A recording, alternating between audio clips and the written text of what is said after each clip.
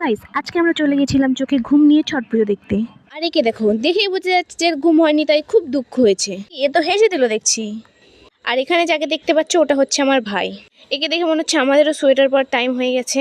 তো সবাই যাই রাত থাকতে, কিন্তু আমরা যাই ভোর হলে। আর হ্যাঁ, এখানে যে লোকজনগুলো দেখতে পাচ্ছ, হ্যাঁ এখানে হচ্ছে ছট পুজো। সিঁড়িতে নেমে আমরা দেখতে যাচ্ছি এখন গোটাটা কেমন সাজিয়েছে।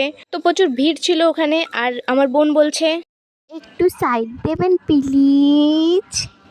অবশেষে যুদ্ধ জয় করার পর আমরা ঠাকুরের দর্শন পেয়ে গেছি। আর এখানে কিছুজন ডান্স করছিল, আর এরা বেলুন নিয়ে ঝগড়া করছিল। শেষে বেলুন নেওয়া হয়ে গেল। তো আমরা বাড়ি যাচ্ছি এখন। এত বড় সেলফি কোলে নেওয়া যায়?